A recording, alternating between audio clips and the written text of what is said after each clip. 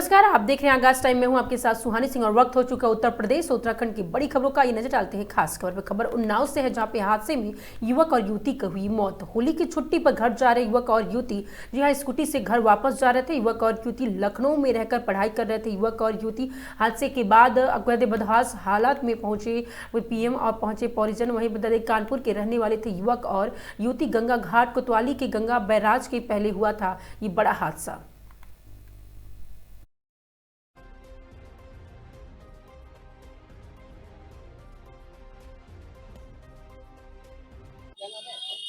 विनोद पटेल, कहाँ के निवासी हो? कानपुर। ये कौन सी बच्चे का जो पता नहीं ये हमारी भतीजी बिटिया थी, कहाँ से आ रही बच्चे का? लखनऊ में पढ़ती थी, तो होली की छुट्टी में ये वापस आ रही थी कानपुर। कानपुर गए थे, कानपुर गंगा जी के पुल के पहले एक्सीडेंट, टक्कर कहाँ से हुई थी? डंपर से हुई टक्कर। पकड़ गया दमकल? हाँ, डंपर पकड़ गया। क्या कुछ कार्रवाई चाहता है आगे? कार्रवाई क्या जाते हैं, जो होनी थी तो हो ही गई है, बिटिया चली गई है। और कोई साथ में था क्या? दो लोग थे। हाँ, दो एक लड़का साथ में था, वो दोनों लोग वहीं लखनऊ में पढ़ते थे। ये क्या नाम था किसका? वो लड़के का नाम था ज्ञान सिंह। साथ में बच्चे के साथ। हाँ, साथी में पढ़ते हैं। और तो होली छुट्टी जा रहे हो? हाँ, होली छुट्टी में जा रहे थे।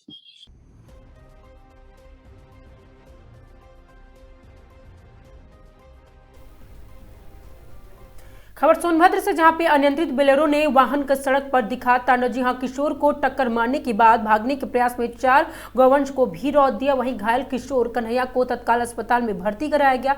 डॉक्टरों ने प्राथमिक इलाज के बाद किशोर को बेहतर इलाज के लिए हायर सेंटर किया है रेफर। घटना में एक गाय और एक बैल की मौके पर ही मौत, 2 अन्य गौवंश गंभीर रूप से घायल हो गए हैं। घटना के बाद आरोपी चालक वाहन छोड़कर मौके से फरार हो गया है। सूचना मिलते ही मौके पर पहुंची पुलिस और बोलेरो को कब्जे में ले लिया है। पुलिस ने मामला दर्ज कर चालक की तलाश शुरू कर दी है और आगे की कानूनी कार्रवाई में भी जुट गई है।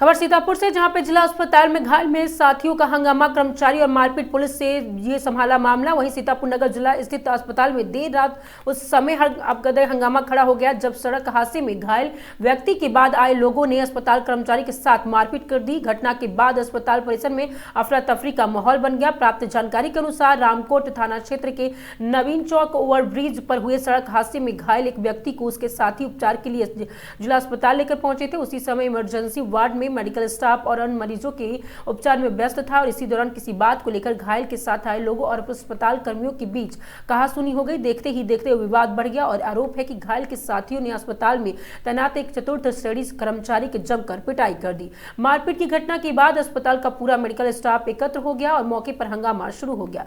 कर्मचारियों ने आरोपियों के वीडियो भी बनाना शुरू कर दिए। बताया जा रहा है कि अस्पताल कर्मचारियों ने 3 आरोपी को पकड़कर पुलिस के हवाले कर दिया, जबकि कुछ आरोपी मौके से फरार हो गए। फरार आरोपियों की गिरफ्तारी की मांग को लेकर कर्मचारी ने अस्पताल परिसर में बनी पुलिस चौकी पर भी जमकर विरोध प्रदर्शन किया। सूचना मिलने पर कोतवाली पुलिस मौके पहुंची और आरोपियों के खिलाफ कड़ी कार्रवाई आश्वासन देकर कर्मचारियों को शांत करवाया। मारपीट में घायल हुए चतुर्थ श्रेणी कर्मचारी का उपचार जिला अस्पताल में हो रहा है। वहीं पुलिस ने अनुसार मामले में 2 आरोपियों के खिलाफ धारा 151 के तहत कार्रवाई की गई है, जबकि फरार अन्य आरोपियों की तलाश जारी है।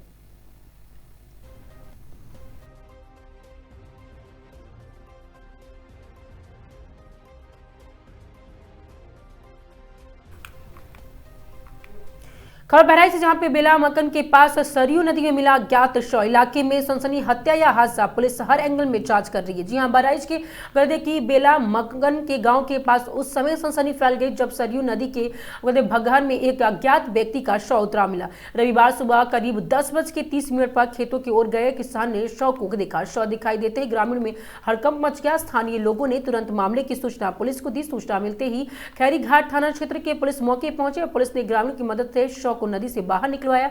मौके पर लोगों ने भारी भीड़ जुट गई। प्राथमिक जांच में शव के 2 से 3 दिन पुराना बताया जा रहा है। शव की हालत को देखते हुए हत्या का दुर्घटना दोनों आशंकाएं जताई जा रही है। फिलहाल मृतक की पहचान नहीं हो सकी है। पुलिस आसपास के थानों को गुमशुदगी की जानकारी जुटा रही है। शव को पोस्टमार्टम के लिए भेज दिया गया है। रिपोर्ट आने के बाद मौत की असली वजह साफ हो सकेगी। पुलिस का कहना है कि हर एंगल से जांच की जा रही है और जल्द ही मामले का खुलासा किया जाएगा।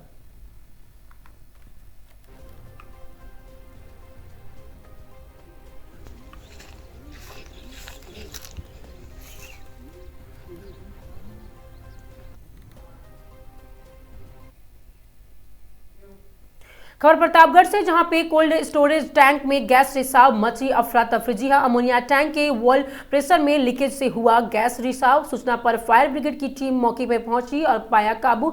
वहीं बता दें कि ब्रीदिंग ऑफसेट सेट लगाकर फायर ब्रिगेड की टीम अंदर गई थी। वॉल्वे के लीकेज को ठीक कर पानी के बछौर कर रिसाव पर काबू पाया गया। वहीं संचालक पवन अग्रवाल शिवशंकर सिंह ने नोटिस जारी भी किया है। वहीं नगर कोतवाली के जोगापुर कोल्ड स्टोरेज का ये पूरा मामला बताया जा रहा है।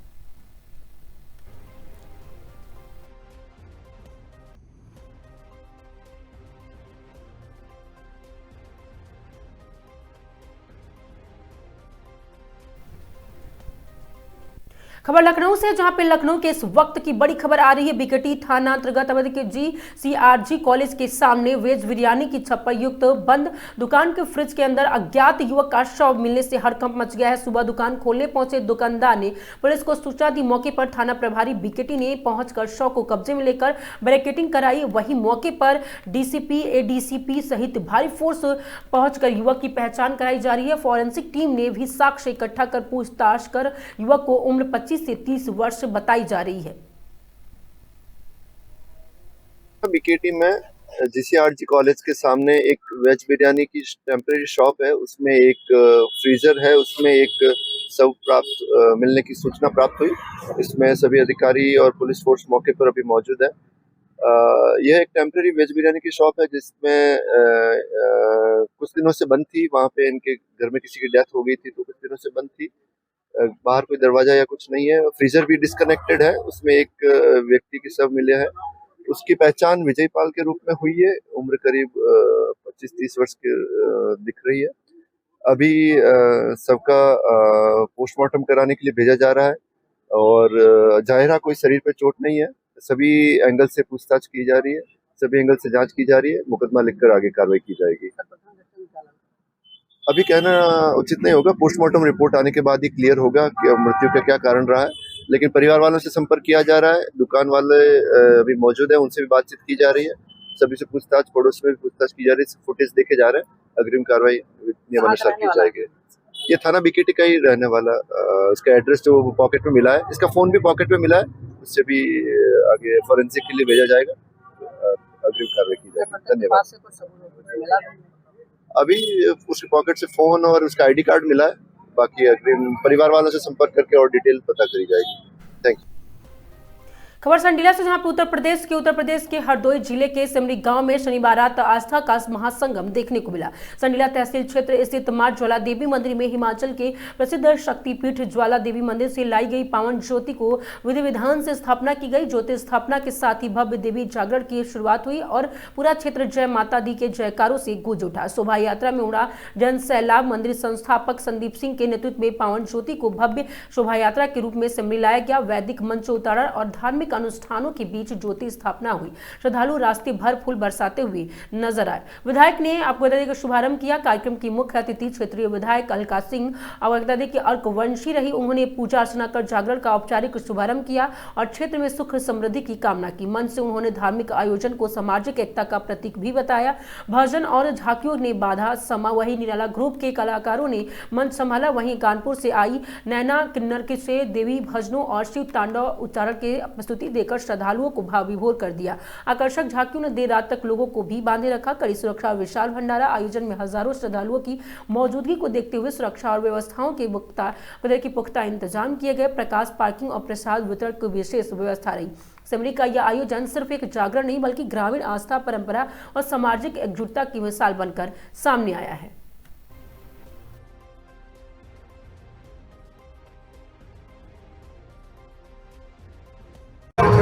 भैया ये कार्यक्रम 19 वर्ष हो गए हैं, ये 20वां है। और भैया का जो माँ के प्रति प्रेम है, अगाध प्रेम है, ये परम सत्य है। इसमें कोई वो द्वेष भाव नहीं है, कोई ऐसा कोई मक्खनबाजी नहीं है। हमने हृदय से इनको जानना है कि ये कैसी भी परिस्थिति हो, जगदम्बा का जो ये ज्योति स्वरूप है, उनको लाने में इतना त्याग करते हैं, इतना समर्पण है उनके प्रति कि मुझे नहीं लगता है कि इससे कोई बिरला होगा। और इसके इन्हीं के त्याग पर सारा क्षेत्र का जो गणमान्य जन है, अधिकारी वरिष्ठ हैं, शासन प्रशासन है, ये सभी लोग बहुत बढ़िया सहयोग करते हैं और बढ़िया से सपोर्ट करके इस आयोजन को सफल बनाते हैं। और आज आपके सामने है कितना भव्य आयोजन हो रहा है और माता रानी प्रत्यक्ष।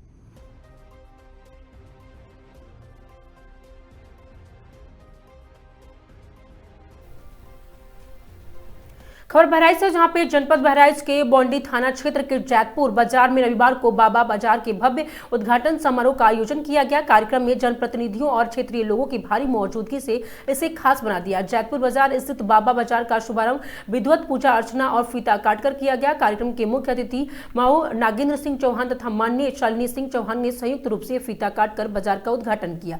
उद्घाटन समारोह के दौरान क्षेत्र में उत्सव जैसा माहौल देखने को मिला। बड़ी संख्या में स्थानीय व्यापारी, ग्रामीण और जनप्रतिनिधि कार्यक्रम में शामिल हुए। मुख्य अतिथि ने अपने ही संबोधन में कहा कि बाबा बाजार के शुरू होने से क्षेत्रीय व्यापार को बढ़ावा मिलेगा और स्थानीय लोगों को बेहतर सुविधाएं उपलब्ध होंगी। मुख्य अतिथि ने कहा कि इस तरह के बाजार क्षेत्र के विकास में महत्वपूर्ण भूमिका निभाते हैं और स्थानीय रोजगार को भी मजबूती देते हैं। इस अवसर पर रवि दत्ता, मिश्रा कन्हैया, वीनू मिश्रा प्रधान, शुभम अवस्थी सहित कई गणमान्य लोग मौजूद रहे। सभी ने आयोजकों को बधाई देते हुए बाजार की सफलता की कामना की। जैतपुर बाजार में बाबा बाजार के उद्घाटन के साथ ही क्षेत्र विकास की एक नई पहल की शुरुआत हुई। अब देखना होगा कि आने वाले समय में यह बाजार स्थानीय व्यापार और रोजगार को कितनी मजबूती देता है।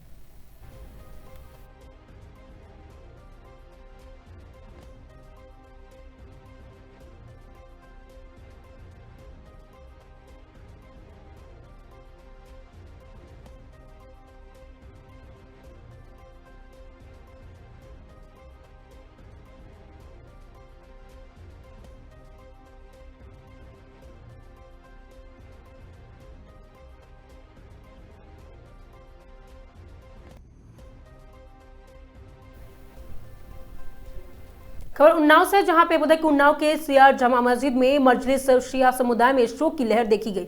मस्जिद के बाहर अब्दुल खामेनेई की तस्वीरें लेकर खड़े हुए शिया समुदाय के लोग ने अयातुल्लाह अली खामेनेई को बताया अपना रहबर और वे कहा कि हमारे धार्मिक नेता भी थे, इसराइल के प्रोडक्ट को करेंगे बहिष्कार। वहीं शिया समुदाय के लोगों ने कहा कि गजा में हो रहे इंसानी कत्ल के खिलाफ खड़े हुए अयातुल्लाह खामेनेई और मस्जिद में इजराइल मुर्दाबाद, अमेरिका मुर्दाबाद के नारे लगाए जा रहे हैं। उन्नाव शहर के चौधराना स्थित शिया जमा मस्जिद के बाहर मजलिस का हुआ आयोजन।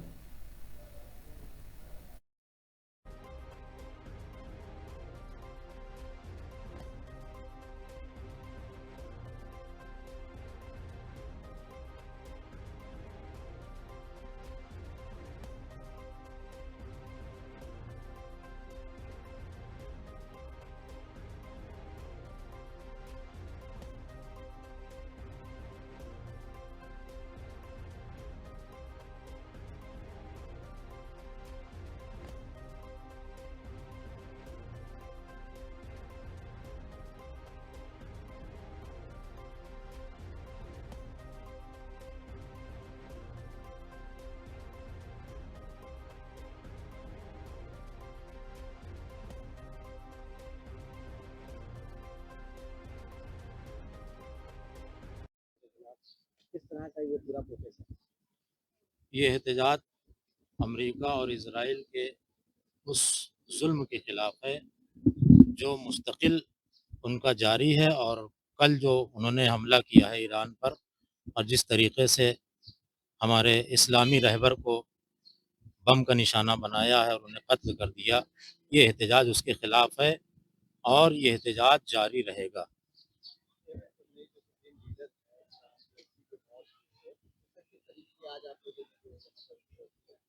ये हम लोगों ने जलसा जो किया है उनकी शहादत पर किया है, उनको मजलूमाना तरीके से जिस तरीके से कत्ल किया है, चूँकि वो हमारे मजहबी लीडर हैं, इसका सियासत से कोई ताल्लुक़ नहीं है। हमारे मजहबी लीडर हैं, लिहाजा जब हमारे मजहबी लीडर है और हमारे मजहबी लीडर को मारा जाएगा, कत्ल किया जाएगा, तो हम उसके खिलाफ खड़े होंगे। और चूंकि वो सिर्फ मजहबी लीडर नहीं थे, एक इंसानियत परस्त थे, मजलूमों के हामी थे और मददगार थे, इसलिए हम लोगों ने उनकी हिमायत में आज ये जलसा मुनक्किद किया है।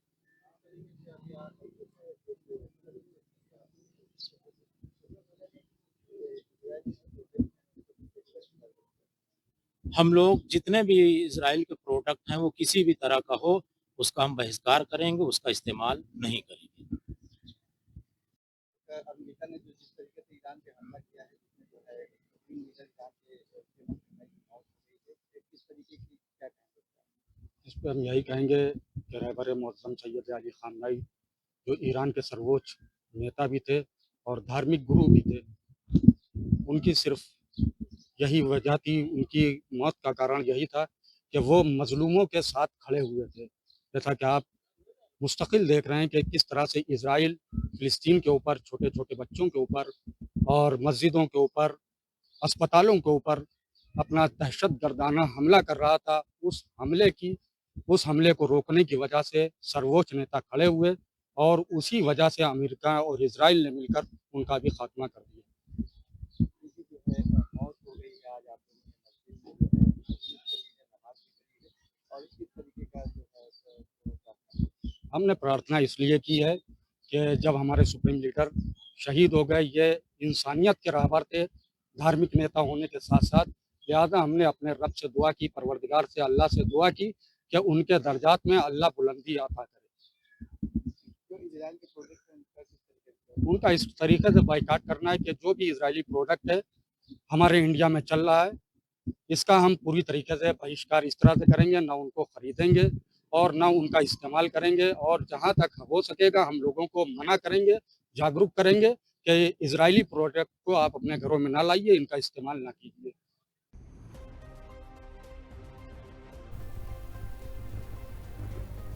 खबर चंदौली से, जहां पे ग्रामीणों ने रेलवे लाइन और वही साथ में बता दें कि विस्तार का विरोध किया। और आपको बता दें कि जिस तरह से उचित मुआवजे और सही सीमाकान की मांग पर अड़े हुए हैं उमेश सिंह, मुगलसराय के रेलवे लाइन विस्तार परियोजना के विरोध में ग्रामीणों ने प्रदर्शन किया। उन्होंने जमीन अधिग्रहण के खिलाफ उचित मुआवजा और सही सीमांकन का मांग भी किया और यह प्रदर्शन मुख्यमंत्री योगी आदित्यनाथ आगमन के दौरान शांतिपूर्ण ढंग से किया गया। ग्रामीणों का आरोप है कि 2 नई रेलवे लाइन बिछाने के लिए उनकी जमीन ली जा रही है, हालांकि उन्होंने ना उचित मुआवजा दिया गया है और न ही जमीन का सही तरीके से सीमाकान किया गया है और इस परियोजना की वजह से कई मकान भी आ गए हैं। स्थानीय लोगों का कहना है कि पहले की गई मार्किंग और वर्तमान सीमाकान के अंदर जिससे भ्रम की स्थिति बनी हुई है। ग्रामीणों ने बताया कि रेलवे द्वारा पहले जमीन अधिग्रहण के लिए एक अस्थायी सीमाकान किया गया था, अब नए सीमाकान में उनके मकान और अतिरिक्त जमीन भी परियोजना के दायरे में आ रहे हैं। उन्होंने प्रधानमंत्री नरेंद्र मोदी और मुख्यमंत्री योगी आदित्यनाथ से अपील की है कि रेलवे और उनके जमीन का सही सीमाकान किया जाए। ग्रामीणों की मांग है कि रेलवे अपनी जमीन ले और ग्रामीणों को उनकी जमीन वापस दे। ग्रामीणों ने चेतावनी दी है कि यदि उनकी मांगे जल्द पूरी नहीं हुई तो आंदोलन और तेज किया जाएगा। प्रदर्शन और सुधीर कुमार, जवाहिर, संगीता पाल, रेणु भंडवाजा और सुशील शोभा, सुमित्रा पटेल सहित कई ग्रामीण शामिल थे। अपना नाम और परिचय बताइए। मेरा नाम सुधीर है। न्यू बस्ती रेलवे लाइन के किनारे हमारा घर है और हर यहाँ से कम 20 से 25 से मकान ऐसे हैं जो रेलवे के जद में आए हुए हैं। जो रेलवे के जद में नहीं है, ये देख रहे हैं, पहले मार्किंग की गई थी, ये रेलवे का दीवार है। उसके बाद सारी घर जितने मकान बने हैं सब 20 से 25 ऐसे मकान है जो 1-1, 2-2, 3-3 फुट अंदर मकानों में घुस के इन्होंने मार्किंग की है। अब बताइए हम कहाँ से आए। सरकार से यही अनुरोध है कि आके सीमांकन करे और इसका सही परिणाम हमें दिखाए। यहाँ से वहाँ तक जो मकाने जो जितने जा रहे हैं, कितने मकाने होंगे? कम से कम 30 से 35 मकाने जा रही है। 30 से 35 मकाने जा रहे हैं। अच्छा, ये पहले से ही यहाँ पे निर्धारित था कि 2 लाइन बनना था? नहीं, पहले से कोई निर्धारण था। पहले से निर्धारण था कि एक लाइन जाएगी, एक लाइन उस तरफ से जाएगी, एक लाइन इधर से जाएगी।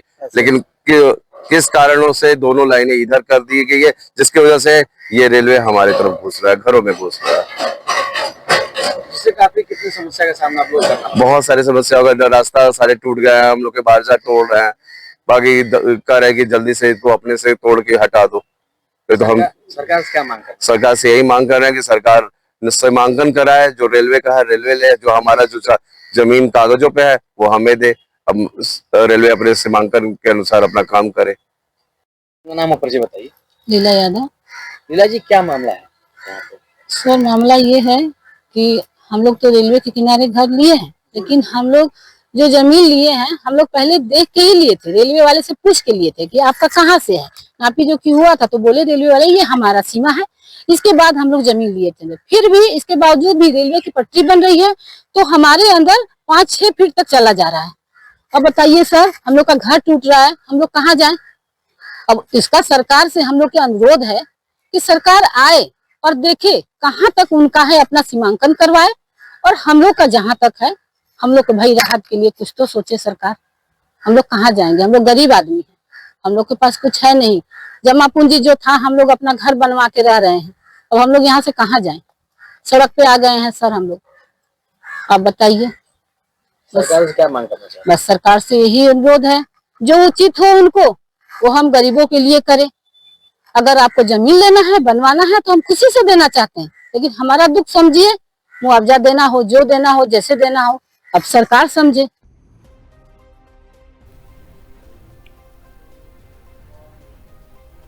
खबर सोनभद्र से, जहां पे अज्ञात वाहन ने बाइक सवार महिला को कुचला, मौके पर हुई मौत। बाइक सवार महिला का पति और एक बालक मामूली रूप से हुए घायल। महिला अपने पति और बालक के साथ रेणुकूट से तेल गुड़वा की ओर जा रही थी। सूचना मिलते ही पुलिस तुरंत मौके पहुंची और शव को कब्जे में लेकर पोस्टमार्टम के लिए भेज दिया है। अज्ञात वाहन चालक के खिलाफ मामला दर्ज कर आगे कानूनी कार्रवाई में जुटी हुई है पुलिस। हाथी नाला थाना क्षेत्र के रेणुकूट मार्ग स्थित हथवानी गाँव के पास रविवार की बड़ा हादसा हुआ है। जिला क्या देता है भाई।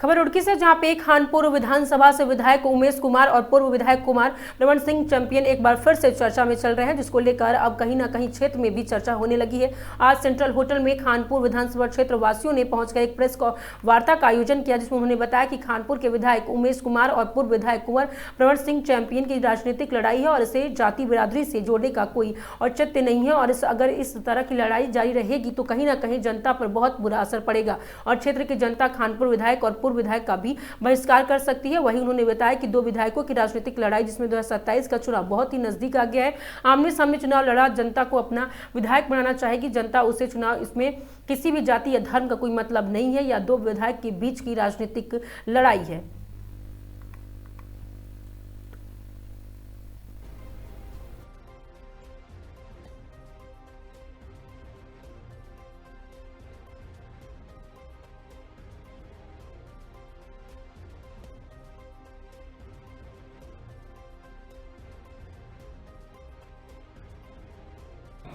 वो भी होटल हो गया है।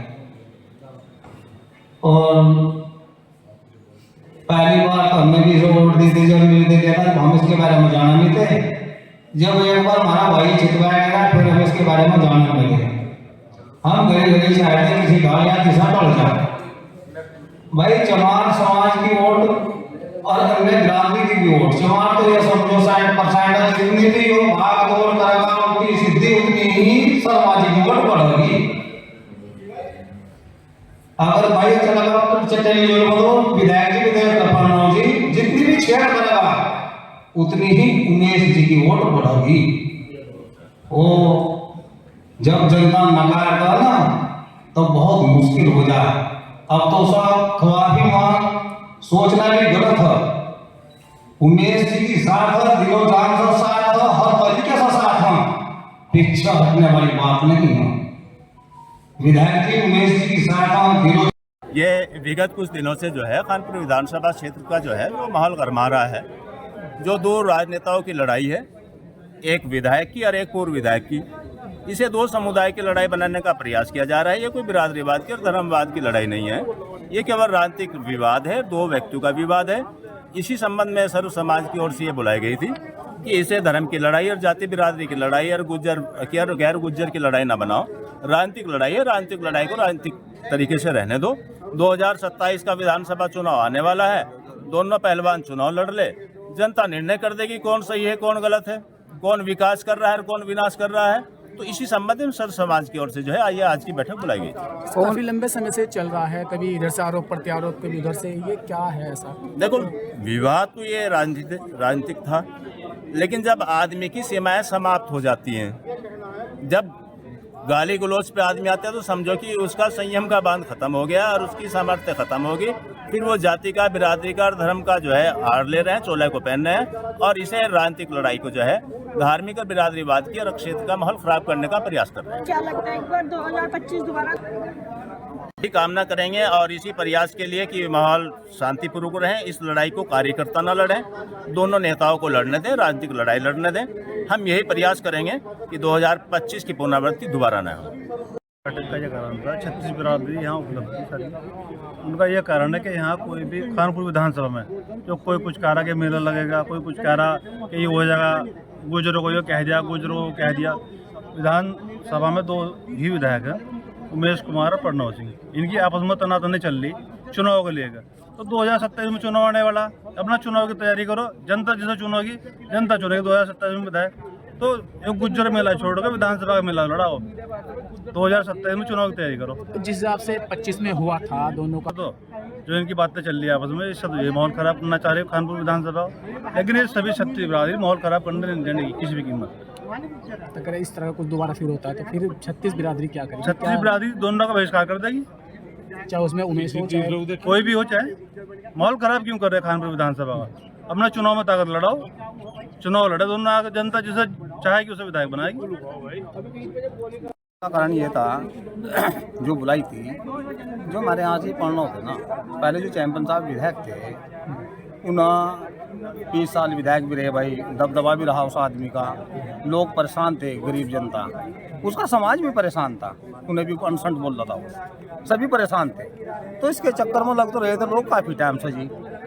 अभी वो किसी डाल हरा यहाँ से जुगाड़ ही नहीं बैठा था। अब जो शर्मा जी आए थे भाई, जाना तो नहीं थे सब बेचारे, कोई वैसे जान पहचान नहीं भाई, 2 के दौरे चलेगा, 4 के दौरे चलेगा, एक से मिलते जुलते ये संबंध बने। इसके संबंध बनने पर लोगों ने सोचा बहुत बढ़िया आदमी, अच्छा आदमी, तो अच्छे आदमी के कारण इसे वोट दिया।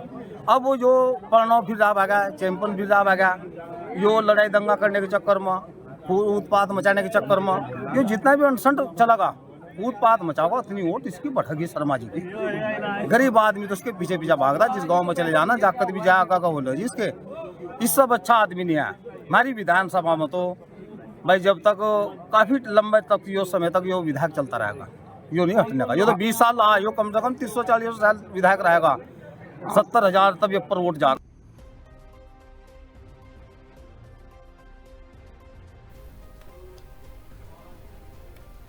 खबर हरिद्वार से, यहाँ पे ऋषिकुल मैदान में भाजपा का होली मिलन समारोह धूमधाम से हुआ, जहां पे सांसद त्रिवेंद्र सिंह रावत, शहरी विधायक मदन कौशिक और मेयर किरण जैसल ने भी फूलों की होली खोली। साथ में बता दें कि सभी कार्यकर्ताओं लोगों को होली मिलन को लेकर उत्साह देखने को मिला। हरिद्वार के ऋषिकुल मैदान में भाजपा कार्यकर्ताओं ने होली मिलन समारोह आयोजित किया। पूर्व मुख्यमंत्री और सांसद त्रिवेंद्र सिंह रावत ने फूलों की होली खेली, ढोल नगाड़े बजाए और कार्यकर्ताओं के संग फोटो भी खिंचवाई। कार्यक्रम में विधायक मदन कौशिक, मेयर किरण जैसल के साथ कार्यकर्ताओं ने फूलों की होली खेली और कार्यक्रम में मौजूद लोगों से होली मिलकर जोश भी दिखाया गया।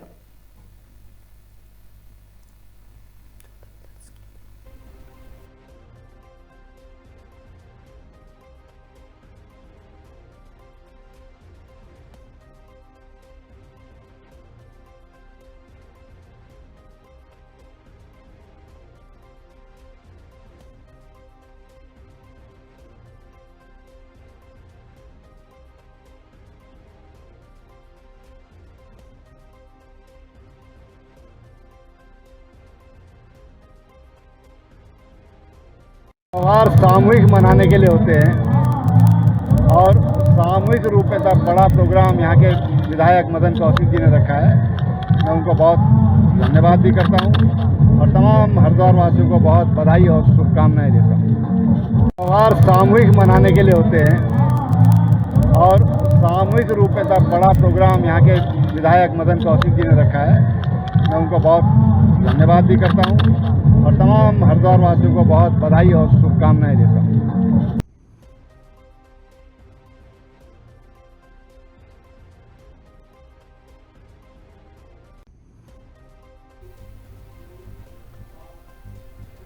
उत्तर प्रदेश उत्तराखंड खबरों में आज के लिए सिर्फ इतना ही। देखते रहिए आगाज टाइम।